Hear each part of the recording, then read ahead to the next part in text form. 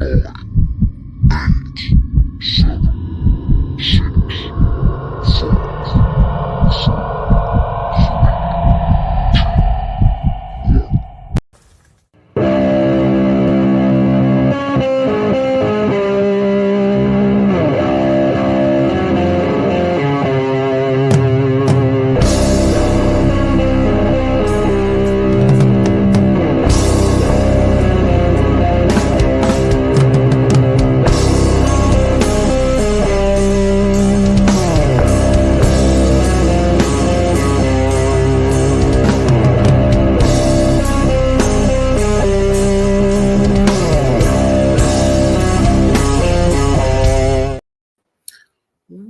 is up? It is, in fact, Satanic Saturday. And of course, the wizard over there, my co-pilot, Human the Hoof Beast, brings about all of the super cool laser shit that I still don't know how the fuck he does it.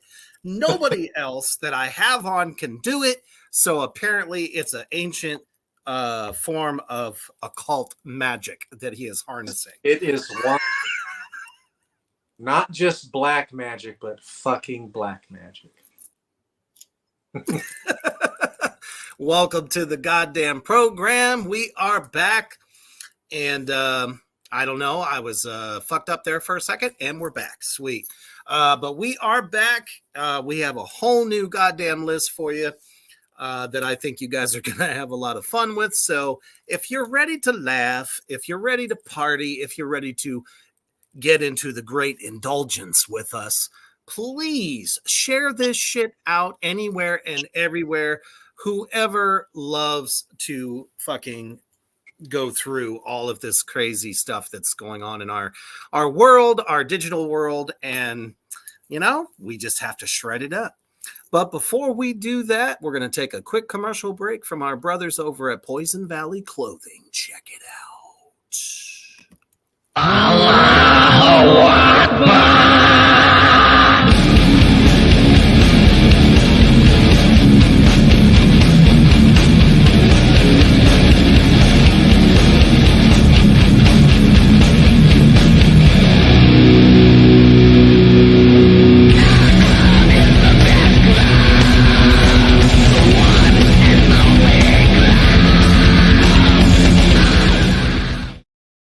That's right, Custom Designs. Get your asses over there and check out all the new horror designs that he's got going on. Evening, Kyler. Babylon, who says Void of Light Magic is apparently the name of what you do. It's fucking magic. Shit. Thanks to everybody that joined the Reapers Underground last night, despite all of the technical difficulties that we had with the audio. So we have rescheduled Meowstress for next Thursday. So if you want to hear the continuing saga of this performer, definitely join us next Thursday. It was full of laughs and full of all kind of crazy shit. Just, I don't know.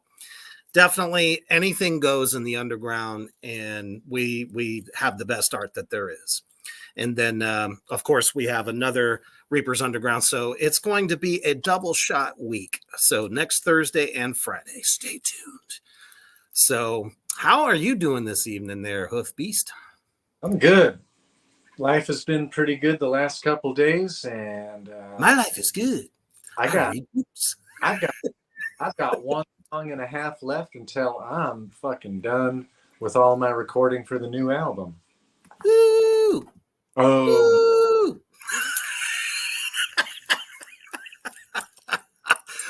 Woo! Life is good. Oh, gosh. Yeah, we need to play that video. We need to play the video clip of that. Shit. I'd get nailed so hard on Facebook for that. It's not even funny. Not to mention I'd have Glenn, send some henchman to my door going, "What the fuck you doing using my shit?" But apparently we got a few comments out there. Kyler says, "We got the good flash." That's right, because you know what you could have got, but I didn't do it. Oh, shoot. Oh, cool. Babylon says, jealous. Our next single is about 75% there. Well, that's cool to know, man. Looking forward to hearing some new Babylon Sun. That's for sure. All right, guys. Well, you know what goddamn time it is, because it is time for tonight's goddamn list. All right, where should we begin? Okay. So I think we'll start off first with this one. So, you know, during the holiday season, Halloween decorations have become like the thing to do. Everyone is getting bigger and more grotesque and crazier every year, and we fucking love it. But finally, and I've been saying it for years, of putting up black Christmas trees and you know, all the spooky decorations that I've always done. I guess you would call it the alternative decor. We're starting to see more and more cool shit coming. So I just happened to see this pop through and was like, this is the best Xmas decoration I could ever imagine. It is, in fact, the Hell Priest Pinhead with a Santa cap on his head, and he's holding one of the stockings. I want to get people's opinions on this. I just think that's fantastic. When, you know, rolling past, snow's falling, and there's the Hell Priest just out on the front yard there. I'm starting to see it more and more. A lot of companies are starting to make all kinds of horror-inspired tree ornaments. That's kind of started there, but I think we can get better than that. Let's hear some of your suggestions there, Hoof Beast. The more blasphemy, the better. It can feel of approval. Oh, that's hilarious. Mouse bongs. Go ahead. I'm sorry. They need these. They need like 10,000 of these in each southern state across the whole South. I mean, shouldn't we just, like, I don't know, get rid of trees altogether and just have like big old Baphomet statues that we can just decorate with whatever? Great. Wouldn't it? And you know, put some like really dark purple lights around it. That would be cool. Maybe stick a little hat on them if we want to. Or I was also thinking about this, since, you know, Krampusnacht was just earlier this week over in Austria. Oh man, that is a bucket list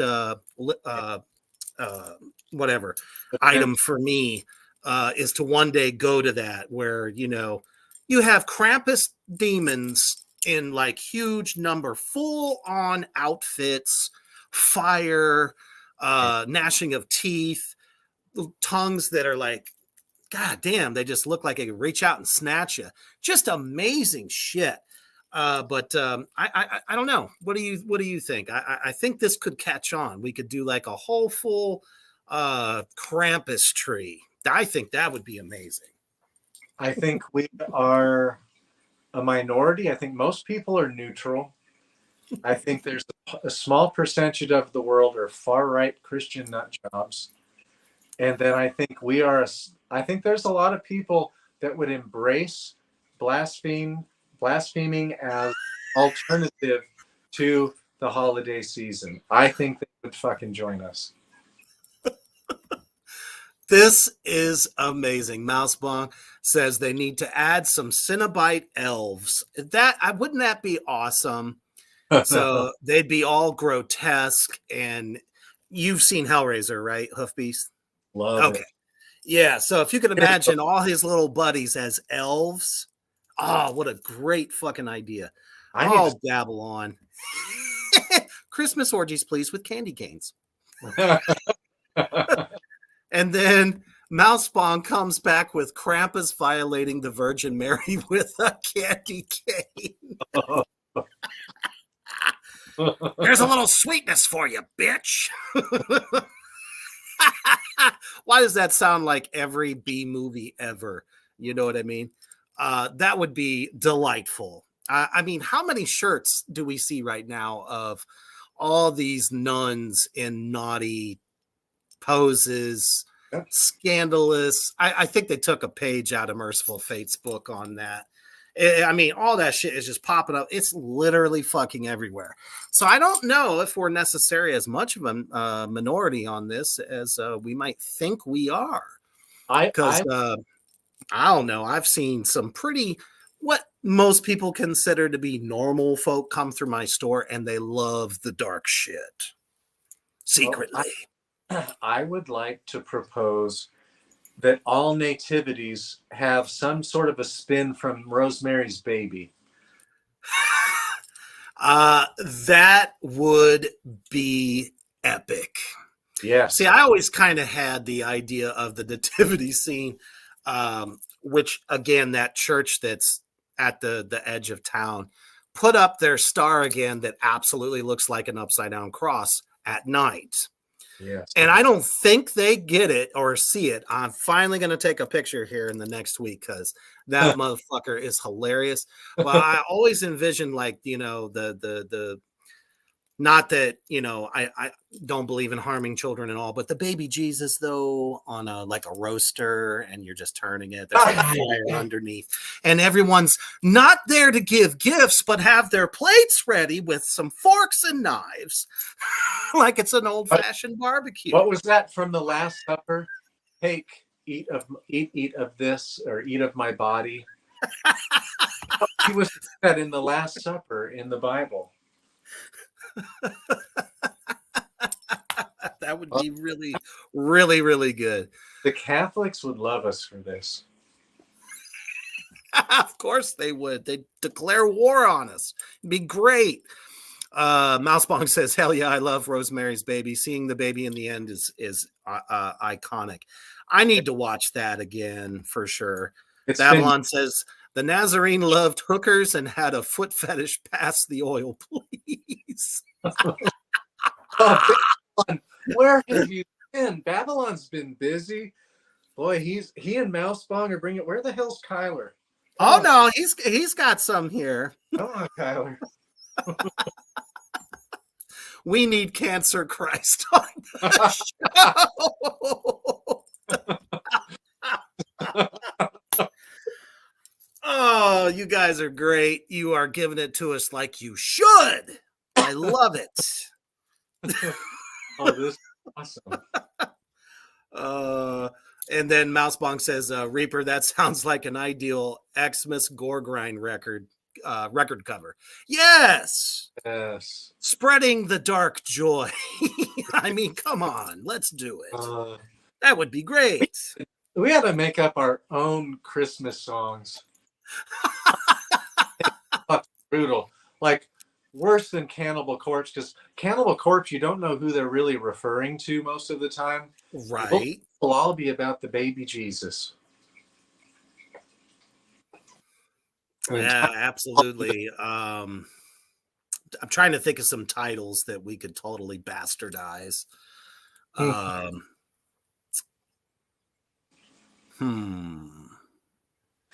Let's see. Hark the herald angels sing. Hark, I heard Satan sing. Man, I don't know.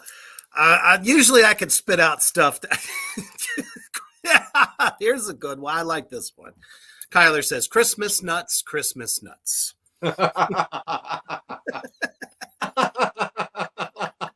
For Jingle Bells, Christmas nuts, Christmas nuts. Big nuts all the way. Right. Or roasting your chestnuts over an open fire. Oh, yeah. Hark, the angel bled.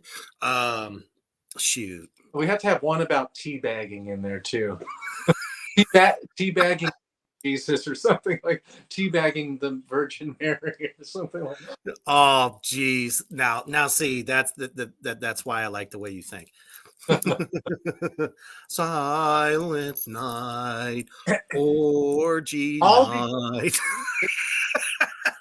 also make believe bullshit, and I love making fun of their fucking make believe because it fucking pisses them off. Oh, now Mousebong's got the title of a Cannibal Corpse song right here.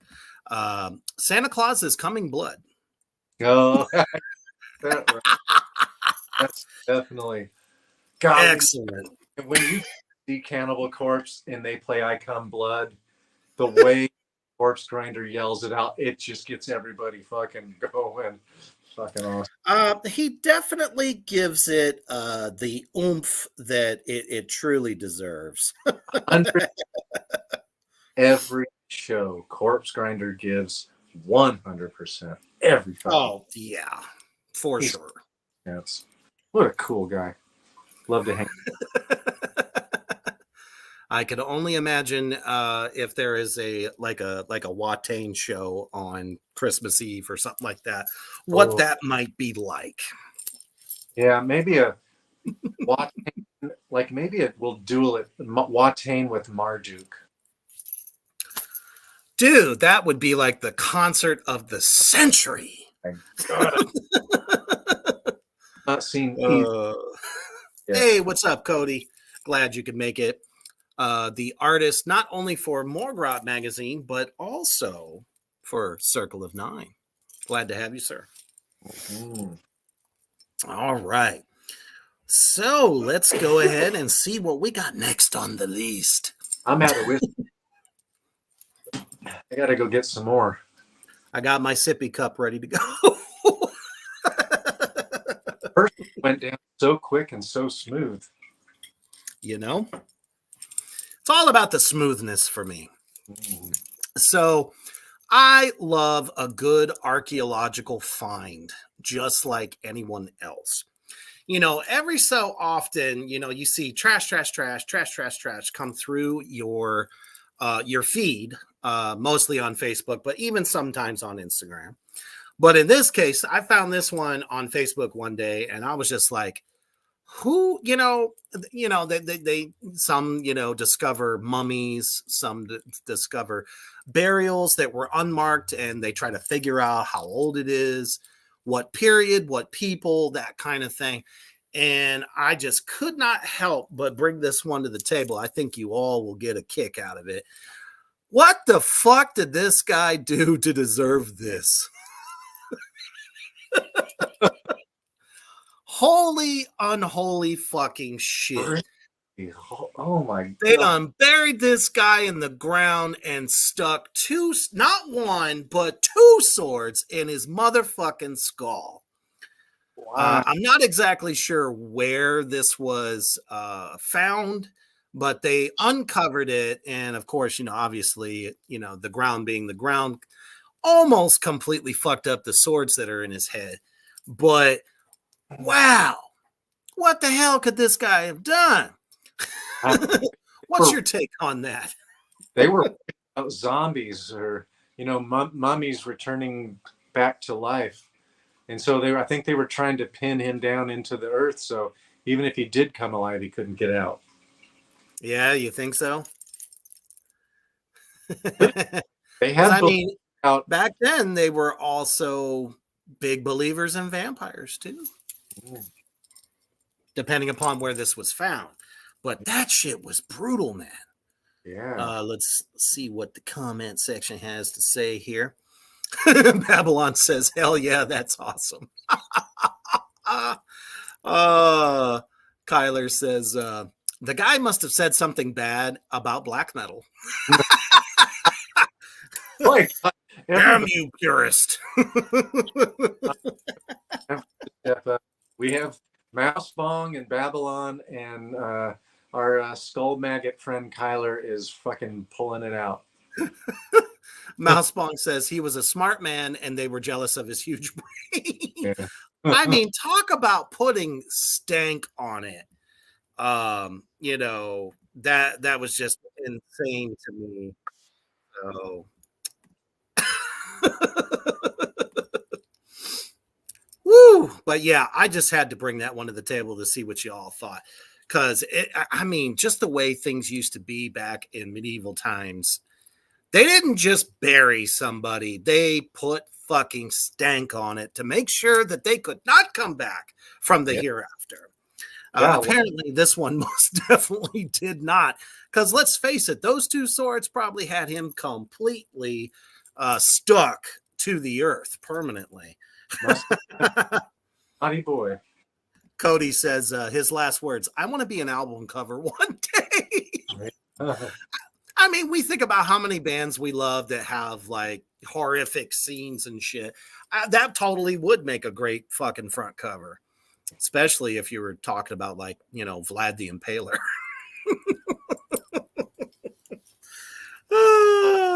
All right. Let's see what's next on the list. Oh, this is one that's probably very, very quite personal to our brother here, Hoofbeast, because he is a tattoo artist himself. And I found that this was rather interesting. Numbing cream or no numbing cream? What is your view on that? It's supposed to take a lot of the ouchies out. Do you think it actually works? You only get the ouchies to go away for about 10 minutes. And after about 10 minutes, you're having about 50 to 75% of the pain back. And that's if you wrap it, you put it on heavy, and you let it sit for over an hour on the skin. You've got about 10 minutes. And psychologically, the disappointment sure creeps back in. And then your pain fucking comes back really bad. A lot of it. With a vengeance. Yeah. So that was kind of... Go ahead. My whole body is tattooed. My whole chest, all my abs, all the way down. Totally tattooed. Full color for most of it. Haven't finished a little bit on my chest and my abs, but these are like full pieces, like bodysuit pieces. Yup. And oh my god, it hurts. Around the nipples to the outside of the nipples and the upper rib cage, love handles, unholy fuck. It's awful. It's fucking torture. I hate it. Some people can rock it, but I've seen on the chest and doing long, like 5-hour sessions, unholy fuck. Right. So I would just say get a really good night's sleep and come in a good mood. If you're in a good mood, you do a lot better. Arms aren't shit. Any part of my, if you get in the armpit, that's pretty juicy. But the arms aren't shit. Legs aren't shit. I ain't tattooing my pit for nothing. Got me fucked up. No, thank you. It's pretty juicy. It's pretty damn intense. We have a lot of comments. Kyler says, there's numbing cream. There is, but it is not what people bill it out to be. Let's see here. Same. Mousebong says, none of my artists have ever offered it to me, so I assumed it was bogus. That's because I don't think every tattooist, thinks that it's legit, which makes perfect sense. Yeah, I used to offer it. I don't anymore because it's like 10 minutes of help and then it quickly goes away, because what happens, it's like getting punched in the nose. Your body floods with things to flood this irritant out, which is your crushed tissue and the shock of what's just happened. Same thing happens on your skin organs. And so your body flushes this shit out. Like for my last show when I was with this progressive metal band, I got lost in 2 songs. Nobody else could tell because what I was playing was still a part of the song and it still went with it. But I was high as a fucking kite because you're endorphin. I was high as a damn kite for that show. And I didn't drink or smoke anything. And I had no idea. Right. Mousebong says, I hated my inner arm and armpits. Holy fuck. Yeah, the inner arm sucks, especially the bottom portion, which I'm just now getting around to filling in some of it. Originally, when I tattooed over my bicep here, that was about as far as I could take it for the moment. Plus, I didn't want to have to like wait. Oh man, I don't remember how many hours that was because I did like this arm was just like a bunch of like calligraphy basically put together. So I was just kind of like, I was like, ouch. Let's see here. Kyler says, see, I learned something. See, the show is educational. I don't necessarily know if you're getting really good education or we're just trying to suck you into our world. So what I'm thinking, what these companies do in order to say that it works for hours, is what they're doing is having somebody who's not having pain put upon the skin to where the body's going to react to it and try to flush it out and deal with it. And I think it's just like you're taking like a needle and just poking. Can you feel that as pain? Can you feel that, a half hour, an hour later? And I can see it working that way, but I'm telling you, you got about 10 minutes and then it's gonna quickly go down to where you have nothing. And if you're doing a really intense area, geez, it's really bad. Well, I mean, to me, there's no other way than to just do it. Yep. You got to get a good night's sleep and be in a good mood. Don't have had a really shitty day, because I've been tattooed so many times. My whole body is tattooed except for my neck and my hands. My face, of course. I'll never tattoo my face. Yeah, I'm not a fan of that either. Studied, like there's sometimes when I can take 5 hours. Like I one time had two guys with rotary machines, my two teachers at the shop, tattooing on my back at the same time with a rotary machine. Rotary machines hurt a lot more than a coil spring-based machine. Mm-hmm. I could rock it. I did fucking awesome that night. And then there's some nights when I'm just weak. Can't do it as well. And I paid attention. And those are times when I had a rough day at work and I had to rush to the appointment. Mm-hmm. And I just wasn't relaxed and didn't have my mind right. So that's my 2 cents. No, I totally agree with that 100%. I can't honestly say, I don't think I ever went into any of my tattoo appointments.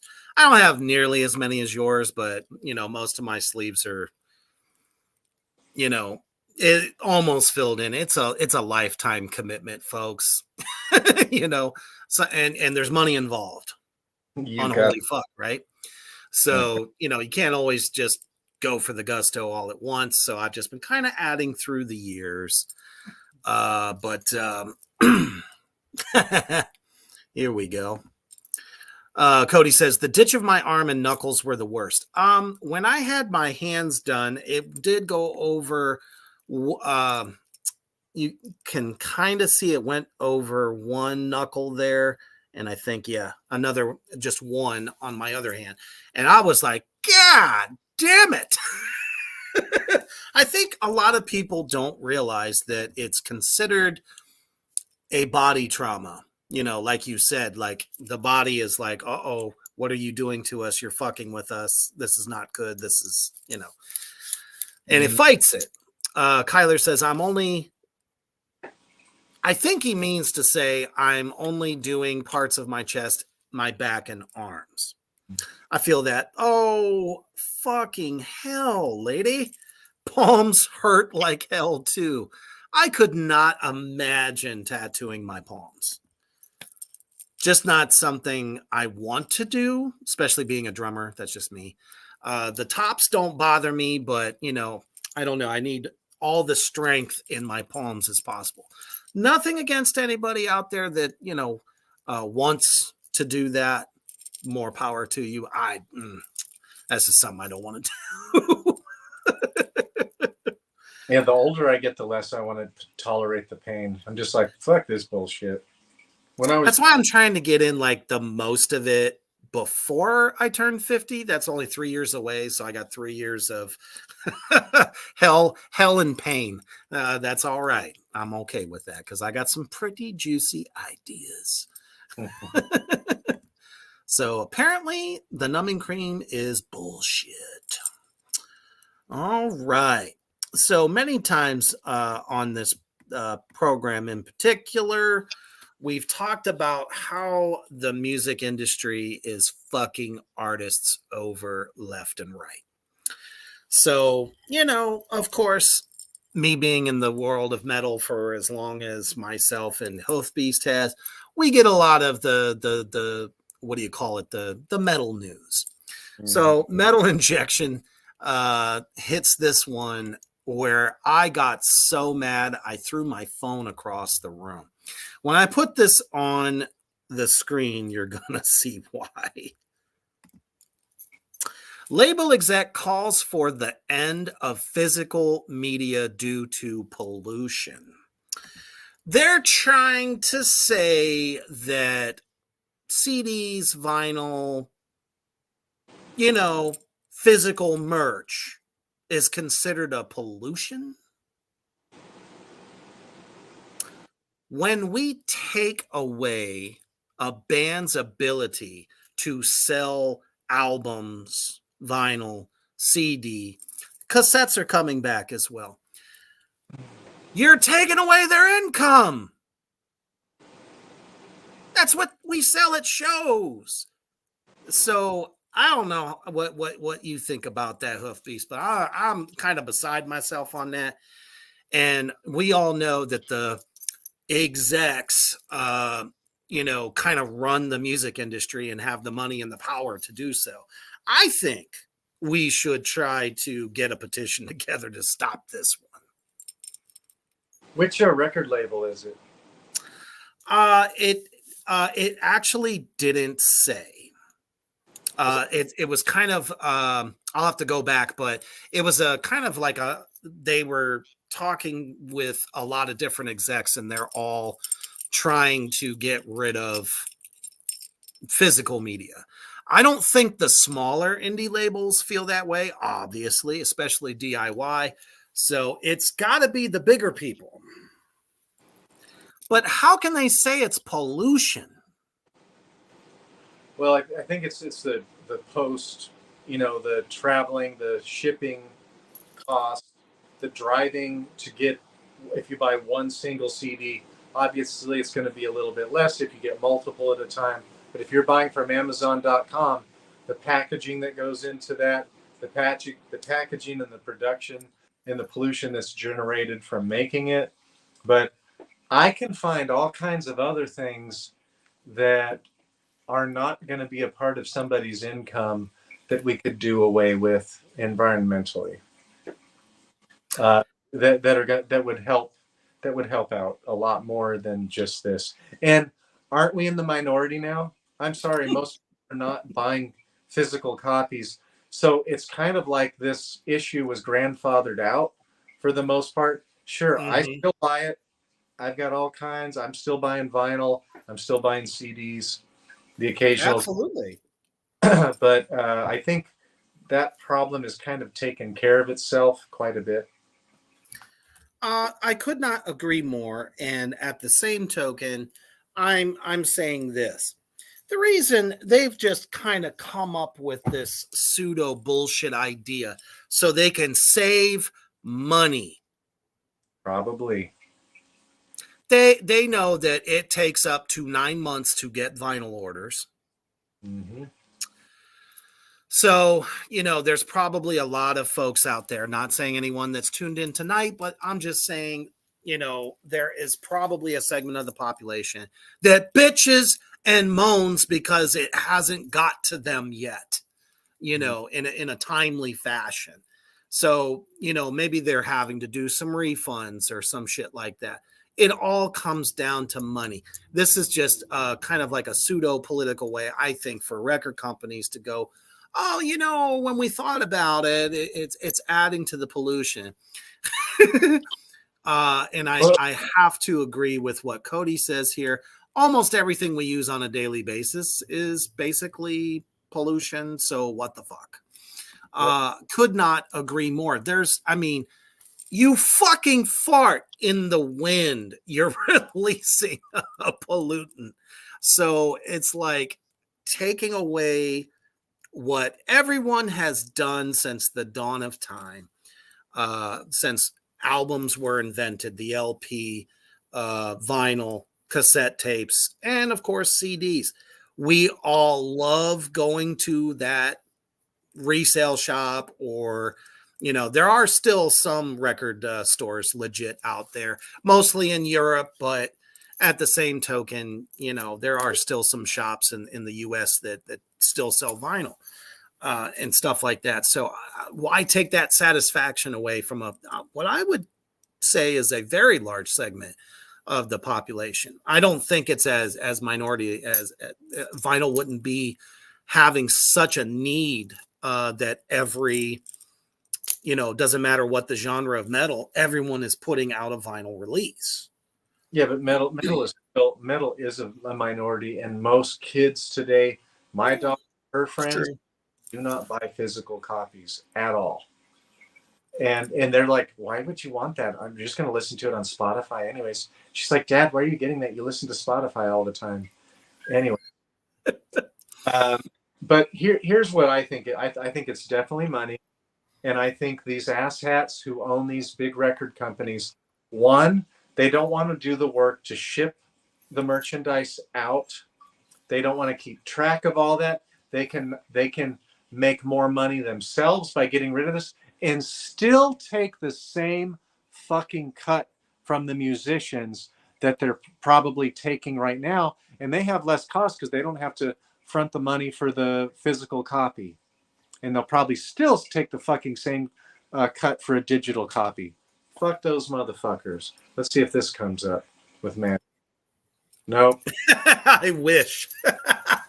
With my magic. The magician has spoken. Yeah, and I'm urging all bands out there, stop putting all of your albums on Spotify. I'm telling you right now, there is a segment of bands that are on kind of the next level of the underground that is now just putting a couple of singles from each of their albums onto Spotify. They're not putting full albums on anymore. And the reason is legit. The only way bands can exist is by fans who buy merch. So by Amazon Music, iTunes, Pandora, all that shit. When you put full records on, that means that person only has to pay a monthly subscription fee. Mm-hmm. Monthly. Usually only $9. Mm-hmm. And all the while, the artist is making less than a quarter per listen. So it's in the end, it's not worth it. Does it get you out broader? Sure. But you could use Bandcamp. But even there, I don't think it's enough. Go to the shows and get yourself a fucking bona fide physical copy. Mm-hmm. So can't exist. Can't fucking exist, because at the end of the day, clubs don't want to pay bands. Bands accrue so much that now they're doing GoFundMes for touring. It's like, we got people saying, hey, come out to the East Coast. We want to see you. We want to see you. Oh, yeah? Tell the fucking club owner to pay for it. No, won't happen. These club owners are taking big cuts of the merch sales as well. Mm-hmm. All the while, they're making hand over fist on booze. And the cost to get people in there. Yeah. Door charges. They're paying for a bunch of stuff, but when a fucking show sells out, they're making some fucking money. And now they're really making money by taking a cut from the merch tables. Which is goddamn ridiculous. You know, Yes. I can't stress it enough. Bands, stop putting full albums on all of the streaming outlets. No, I totally agree. And Nick Turner from Malevolent Sound Records and the A Causal Intrusion, he said the same thing. He refused his bands on Spotify. And he said, "You're welcome to put a couple songs up if you want." But he said, "I refuse to put out any music on there." You He know, won't, yes, it's he won't art. even do a single. I feel that. I mean, I think it's helpful to grow interest that way. You know, by how you know, and that was one of the things I saw, you know, this past month and stuff. All the bands are like really excited because Spotify, you know, gives you that cute little thing that says, here's how many, you know, spins you got for the year, how many followers you have for the year. And everyone is just so proud of themselves. I'm like, but do you realize that you're shortchanging yourself and you're still wondering, how can I make this my living? Well, guess what? Putting everything out on Spotify is not going to allow you to try to make some kind of a living off of the art that you are creating. I feel artists should be paid. I don't see what's wrong with that. How's it any different than the painter that paints something? They expect someone to buy their art. Music's no different, folks. That's my 2 cents. Here we go. Audio.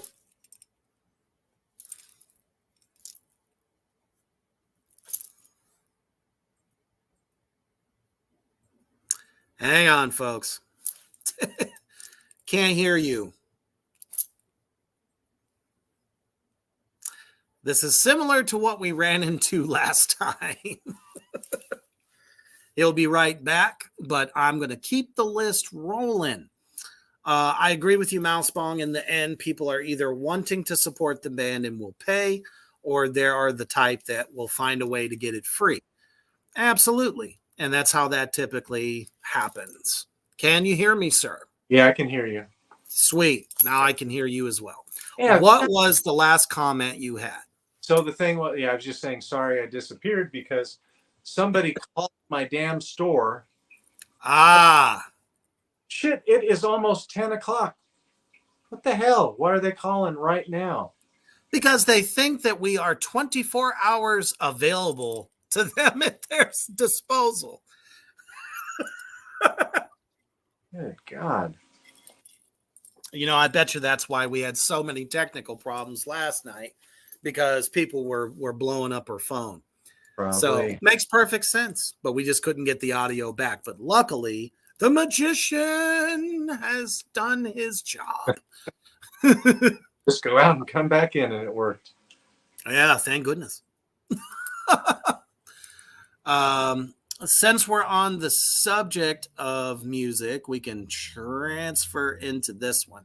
Now, I thought when this first came about, I said to myself, I can't see a lot of the metal community wanting to pack onto a luxury cruise to watch bands.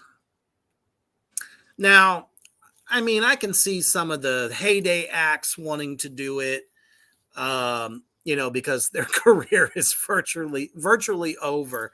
And the only way that they can continue to exist as a band is to do nostalgia cruises, you know, like a Cantina band. You know, they're no longer packing stadiums, they're packing cruise ships.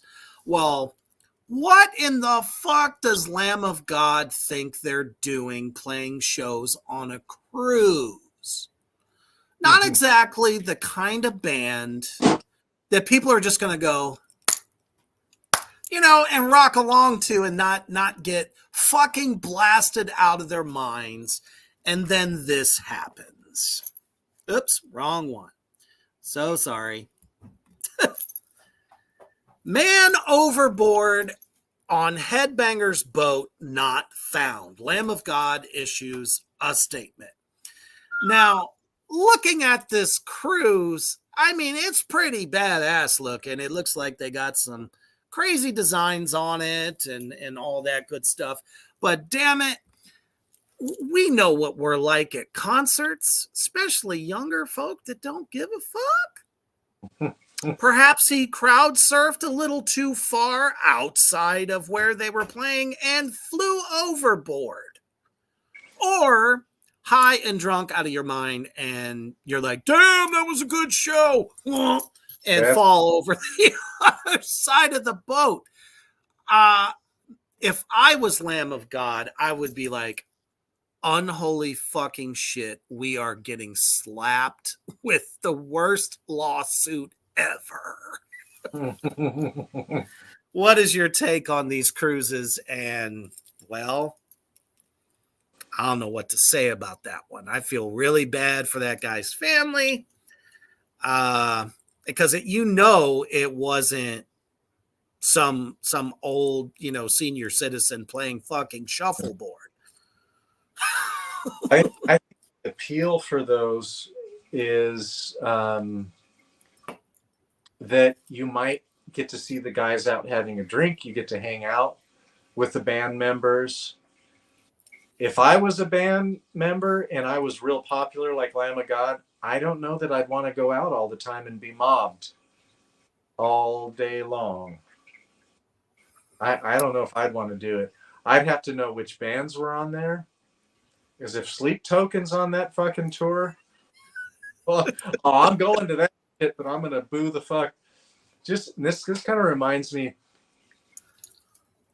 fucking Amy Lee or whatever her name is of Evanescence. A video came up on Instagram or something, and of course, I had to make a comment. So I made a comment. Oh my God, the thought police had their feelings hurt, and the thought had like crazy, and they said that I was emotional. I was like, no, I just said she is so sappy and melodramatic that I could never see this again. When I saw them open up for Korn, I booed the entire time. And their panties were in wads, and they were so upset with me. So I love just poking them right back. Like, I'm not emotional one bit about this. She sucks. That's my opinion. Too bad for you. Kyler says, Sleep Token is pollution. Loudwire's top 25 metal albums of the year. I saw that, unfortunately. I ain't got shit to say about that. Loudwire is awful. The only thing I've really seen that was really good from Loudwire is they had 10 best metal bassists of all time. Really? And it was an amazingly thoughtful and very good. It wasn't metal and rock, because I would put Billy Sheehan in there. Billy Sheehan. Oh, yeah. Fucking monster on the bass. But they had all of the biggest bassists. Like, that was a legit 10 out of 10. I was like, amazing. They did not put Lemmy Kilmister on there because he's not a good bassist. He has good bass tone. He's great with Motorhead, but he's not a great bassist. He doesn't do anything that's unique or anything that's special on the bass. They didn't have Geddy Lee because that's rock for the most part. So Kyler says, I hate the ocean, so I won't be getting on a boat to watch a band. I agree with Mousebong on this one. Yeah, I would never want to be in a floating hotel with random people with no escape, especially at a metal show. And Babylon says, can we call it Titanico? Or no, I'm sorry, Titanica.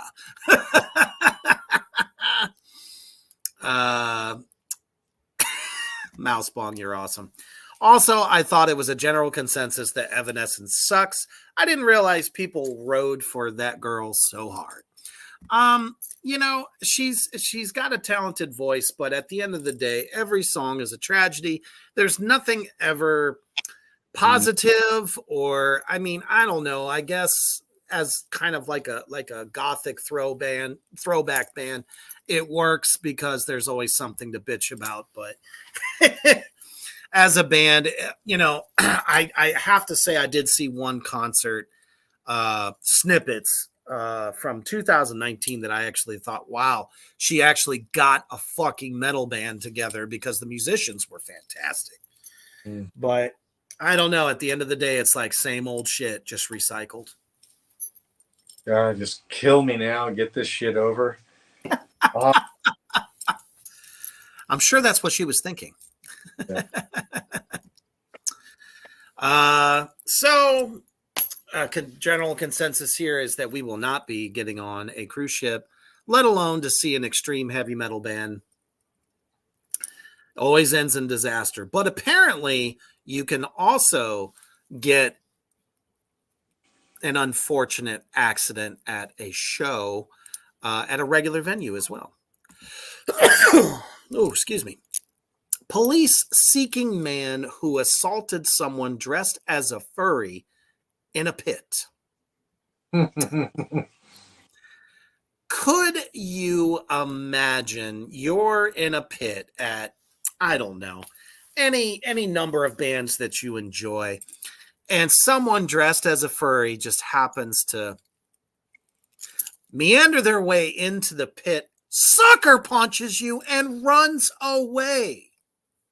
I thought they were supposed to be peaceful people. What the fuck? What is your take on that, Hoof Beast? So somebody punched the furry and ran away. No, the furry punched the kid whose photo was here. I'll put it back up for you. Okay, got it. Okay. Fucking. That's just see, you can see the picture of the furry starting a fight with this dude, but somehow sucker punched It says the kid first. It says police seeking man who assaulted someone. Shit, I got that backwards. See, this is what happens sometimes when I don't put my glasses on. Okay, never mind. Sucker punched the furry. My bad. Like, I think the nature of a pit is too tough for a furry anyway, so just let him go in there and have a natural and logical consequence. I don't want to punch a furry. I feel sorry for them. They're fucking weak. I don't want to. Like, I don't care. Like, let them do their little thing. Just don't try to make me call them by whatever furry name they want to go by. Don't make me try to say that they are, something that isn't human, or I don't know, something having to do with like animal binary or something like that. I just don't want to deal with that. Well, I mean, that person had to think, come on. They've had to be at concerts before. They know what pits are like. Some pits are peaceful. Everybody watches out for each other. Get the rage out, but not actually throwing elbows, punches, and kicks. As you know, like some of the old punk shows from back in the day, or hardcore shows for that matter. It's just nothing wrong with that person wanting to, show their furriness off to the world. But damn it, do it from the sideline. Don't go in the middle of the pit. And be surprised when somebody wallops you. But, my issue is when I go to these underground shows, there's always at least one. They usually outweigh the victim by probably 100 pounds. There's some big dope that looks like they just played high school football last year. Or just got out of prison. Yeah, this is their first metal show ever, and they're going to prove just how much tougher they are than all of the metalheads there. I have watched this every fucking show I go to. There's some muscle-bound or beer belly-bound pregnant dude out there who wants to pick on skinny little kids who are, you can tell, this kid probably just came out of their bedroom for the first time in weeks. to come to the show. They're out having a good time. And and here somebody's going to make them a victim, is going to go after and beat the shit out of them. When I saw Overkill in July, there was this fucker, and I was about to fucking intervene with this shit, and the bouncers were all over it. And they came over to me, and I said, thank you for it. They were like, hell yeah, we've been watching this piece of shit all night long do shit. And he finally went way over the line. There's always that one guy that just thinks that, I just took a bunch of speed or something like that, and I can just unload and just look for people, to beat on. And, it's like, well, one of these days that person's going to do it to the wrong motherfucker who's going to end up taking them out. Mm-hmm. And rightfully so. You shouldn't be afraid when you go to a metal show, because not all metal shows are like this. But if I go back to the article a little bit more to find out what the band was, it's probably not a big name. It looked like a smaller show. Mm-hmm. People just want to have a good time. Not everybody wants to be hurled through the crowd, kicking their legs back and forth. That's not even how you crowd surf anyway. So, this shit happens. But yeah, you are definitely an easy target if you are dressed in that apparel. Yeah, if you look, you weigh 120 pounds wet, and that you still have a snotty nose, and that you're a shy person afraid of their shadow, these fuckers go after you, and they will. And almost all the attacks were totally from behind by this big thug as well. In the 80s, I used to go to a bunch of punk shows, and it was the skinheads, and the skinheads would control the middle of the pit, especially if the metal band was maybe a crossover band like The Accused. Oh yeah, or something like that. Like they'll show up because, like I saw, The Accused opened up for GBH, and so they were the skinheads were there to see GBH, although GBH didn't like the skinheads, and the skinheads were such dickheads, and most of them yoked up. Like I back then I weighed 165 pounds with them, but nobody wanted to go in the pit while The Accused is playing. And it's probably because Blaine had long hair, and man, he was fucking amazing. That show was so damn good. But they didn't like that band because they were kind of crossover, kind of thrashy, but still kind of like hardcore punk. And they just controlled the pit and trying to ruin everybody else's night. Wow. But, yeah, or if you fucked up and went to a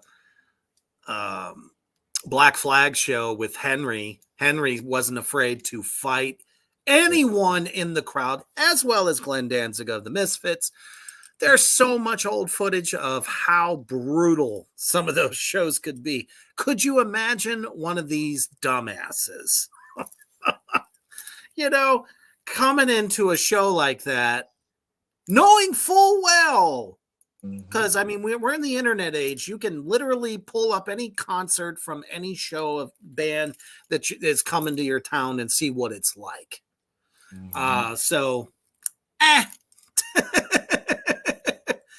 Let's see here.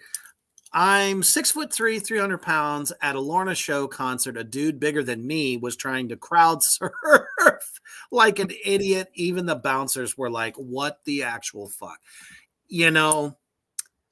No one wants to try to, do arm day and leg day and back day just because your fucking mongoloid ass wants to go into the air and get tossed out in the front. Shit, I hope by the time that stupid motherfucker got to the front, he got knocked the fuck out. That's stupid. A funny thing that I used to see going to these shows in Arizona is we had a lot of, Navajo, Apache, Hopi Indian reservations nearby. And so they come from Flagstaff and out and come to the shows in Phoenix. And usually it would be 2 or 3 big Native Americans, Oh, Navajo, would get in the pit and go at it with the skinheads because the skinheads couldn't knock their asses over. And the Indians were always totally cool. Always right. totally. They never did bullshit underhand. Nope, they were just keeping the place safe for everybody else. So I think it was our last show where we showed this video of this I don't know, this little cattywampus wonky guy, probably a future televangelist, talking about the evil of the logo of Starbucks. Well, we had a good old time with that one. Mm-hmm. So this ended up coming across my feed one day, and I was like, maybe he would have a little something to say about this version. But damn it, that is not what you see on a regular Starbucks cup. So I love the fact that they are doing that, like some of the goth satanic companies are doing this in rebellion against what they say about Starbucks. Absolutely. I think it's fucking great. If I was actually a Starbucks guy, I would buy one of those fucking cups, take theirs, dump the shit into mine, and walk around with it. And be like, look here, asshole. This is what it actually looks like. just to give it to them. The more screaming, the better. Without a doubt. So there's always these little contests and things that I see pop up all over the place on Instagram, Facebook, doesn't matter what. And this one happens to deal with a bar. And, a lot of the times they get celebrities that kind of, get involved with some of these contests. And I just thought grabbing the main two stars of one of the greatest modern day dramas from Breaking Bad to push this contest. Bartender Magazine, it says, do your regulars keep coming back for more? One beloved bartender will win 10,000. And the way they're trying to push this is by using the meth making heroes of the Breaking Bad show to push this forward. And I was just thinking to myself, why would you pick those two guys to represent this win a $10,000 and a feature in the Bartender Magazine? Why would you use two meth makers, the fictionally, of course, to push this home? I mean, I understand it's popular, obviously, but you could have picked something, some celebrities that, didn't represent a really nasty drug. What's your take on that? So if the prize is only $10,000. Yeah, which I thought was actually kind of a bit low. How much are they paying both of those actors to come on? Because I'll guarantee you they're not coming on for no $10,000. No, considering that show made them absolute, icons of pop culture. Probably at least $1 million an episode status. But I just thought it was funny, like what went through their minds to make them think to pick those guys to represent it. Just that they're popular. I just got a good chuckle out of it. I can't help it. So now we're starting to get into the serious portion of the goddamn list here, but we do have a couple of comments real quick.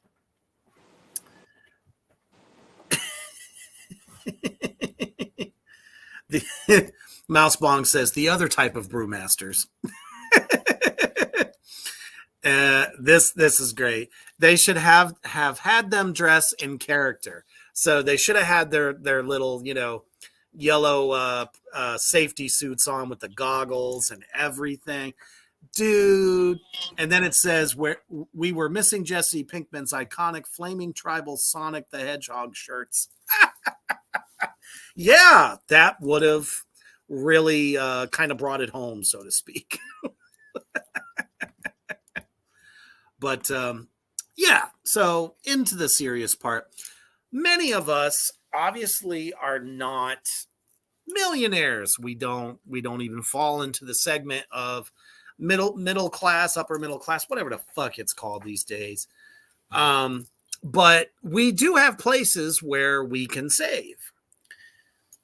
After Hoofbeast kind of pushed this article on to me, I was kind of like,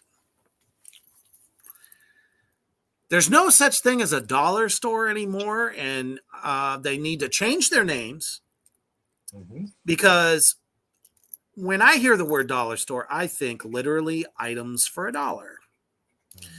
Mm-hmm. So Dollar General, change your name, and Dollar Tree is now entering into the same thing. They now have a $3 and $5 section of their store, when before literally everything was $1. Then it went to $1.25. Now they have $3 and $5. So when I saw this, I was like, I'm dead. Walmart hiked prices on its great value food brands. So this is Walmart's cheaper off-brand option to getting, name brand stuff. And it's just as great. It says the company net income has spiked by 93% to 10.5 plus billion in 9 months. Walmart rewarded shareholders with 5.9 billion in buybacks and dividends. Corporations are still using inflation as cover to price gouge you. So what that tells me right there is, where did it say anything about its employees? Well, I talked to somebody who's in management for Walmart today about this topic, and she said, "Yeah, we get bonuses at the end of the year, and it comes from that." And so, like, this shit really pisses me off, because what they're doing is they're hiding behind Americans being terribly misinformed or uninformed about things. So over a year ago in October, when the inflation was so high, we saw, cereal was going up so high. There was something that came out 3 weeks ago or 2 weeks ago about these egg producers have been sued for millions of dollars, and they lost for conspiring to raise egg prices. And so, like, all the evidence produced was like, why are you still gouging everybody with this stuff? And so I knew last year, because I know how this shit works. Kraft, General Foods, Walmart, all of these companies that make food, they always brag about it on their websites when they show their quarterly reports and their dividends. They brag about it. They're really proud about it. And so when I saw General Mills, who makes all kinds of cereals, Kraft Foods, which is a big one, and so I went on their websites back then and I screenshotted this, and they were making money hand over fist. In many cases in our grocery stores, it is not inflation. And don't fall for that fucking lie. These corporations are totally gouging us, and all of the information is in plain sight. Fox News will fucking never, ever report on this shit. Ass cracks will never, ever report on this stuff. CNN, MSNBC will report a little bit here and there, Like Joe Biden said something about it like over a year ago, and he called them out. Hardly got any airplay. Like it was just a small segment. They didn't have any of their experts, their economic experts, come on and discuss this unethical practice. They just fucking glaze over because those companies are advertising on their networks to make them money. Yep. So not just Walmart, Kraft Foods, go and look at their websites and look at their quarterly reports. They're not having a rough time. They're having amazing profits because they're gouging us. Yes. Cody here says that I worked for Walmart for almost 5 years. Normal workers don't get bonuses. Only upper management types do. Exactly. Yep, That's the problem I'm having. I'm talking about the people that really make that place run efficiently are not management. Mm-hmm. Why the fuck isn't the person that works in the butcher portion? Why aren't they getting bonuses? Why isn't the what left of cashiers that they have? Yeah. You know what I'm saying? It's like, and if you look at their type of health care, it's fucking bullshit. My wife fell down last week. She was photographing, standing on our bar stool. She was photographing, lost her balance, fell down onto the table. Ooh. The chair fell down and gave her a big O vertical line on her forehead. And so I had to take her to the emergency room. Blood everywhere. She's okay. I just told her, I said, thank goodness. I said, if you had a horizontal line right there, then you'd have an upside down cross. That would be special. So they super glued her head together. Oh. But why in the hell was I bringing that up? Healthcare. Oh yeah, the healthcare. So we went to the emergency room. Our damn copay was $190. Jesus fuck. And they didn't even clean the blood off that was in her hair or anything like that. They cleaned the little area. They took super glue and put it up the cut, and that was it. And then the doctor, the PA came in, and he said, we don't really have to do this, but if you'd like, we could do a CAT scan. And I said, no, a chair fell down at an angle and hit her head. It cut her open. She doesn't have a concussion. She has no symptoms of a concussion. CAT scan. Well, we just don't know exactly what could happen under there. She could have a blood clot. Just like they're trying to gouge you as well. Oh yeah. Like, this is some fucking bullshit. And then kick you out before your insurance picks up. Oh. And it's a lot more if you go into the emergency room. I'm like, hello, how did I do that? You went like this. You did jazz hands. I don't know. I don't know how I did that. I don't understand my power. Yes, your unholy power is amazing. But I'm like, all of the doctors have been scheduled for there. They know about how many people are coming every night. They know they're making money. So why, just because we go to an emergency room that's staffed 24 hours with the same people, you're going to get the same care, why is that $190 copay instead of a $30 copay?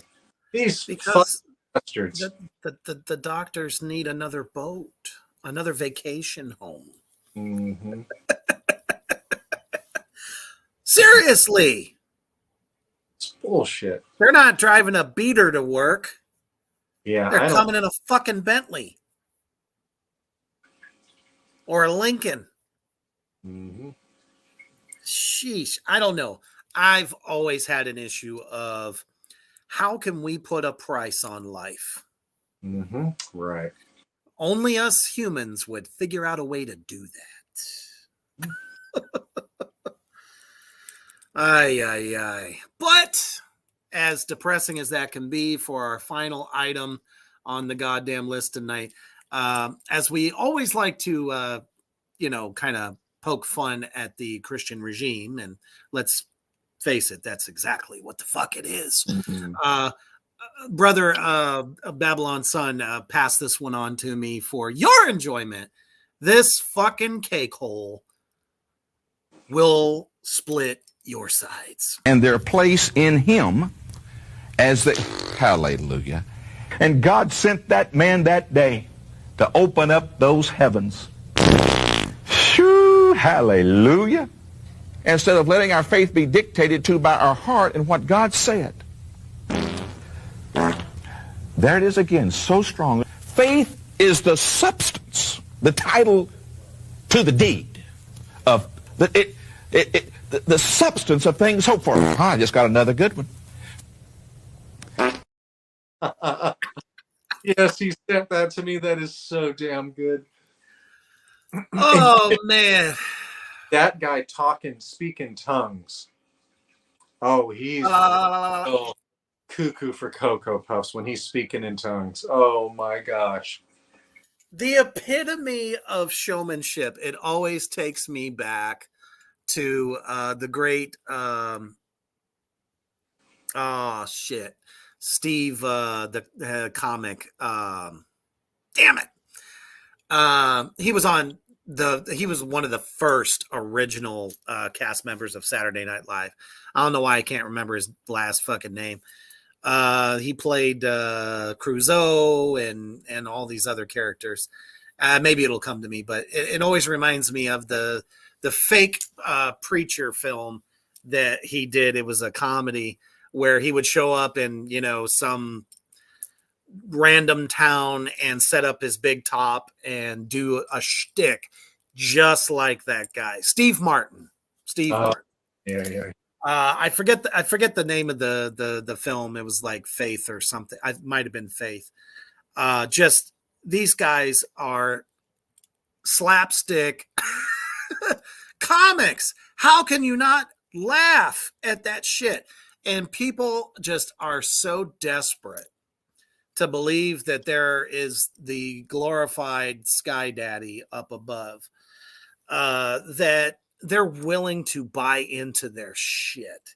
So literally him farting is literally the epitome of every thought he says in his little sermon thingy. So I thought I would be a nice and uplifting to cap off the night.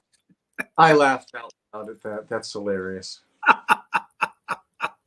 Oh, it just never gets old. So many people fuck with it. Thank you, content creators that take snippets of this guy's assholishness and turn it into something we all can enjoy. We want to thank you out there.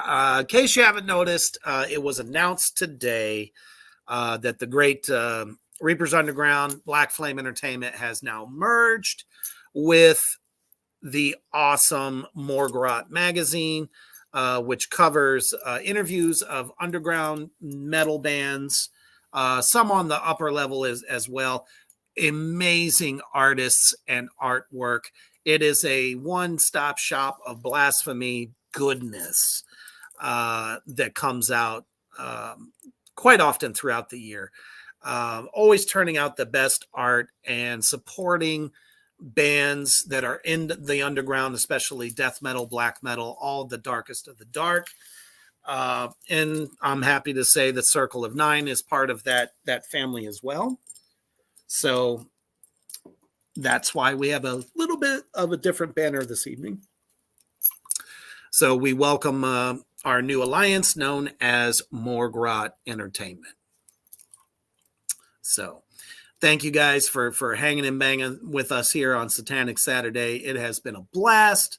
So many great comments out there. You guys are awesome as always. Hoof Beast, always a pleasure as my co-pilot. And, we're 2 weeks away from the day that nobody gives a shit about. So if you're out there and hopefully, some of y'all do, celebrate for Yule and the ancient ancestors of ours, that you have a safe one out there And we'll be back in just a couple of weeks. Keep it as blasphemous as you can. Be yourself. Fuck all the rest. We are the beasts of the field, and we are living in the fleshly life. So enjoy the great indulgence, and always stay heavy.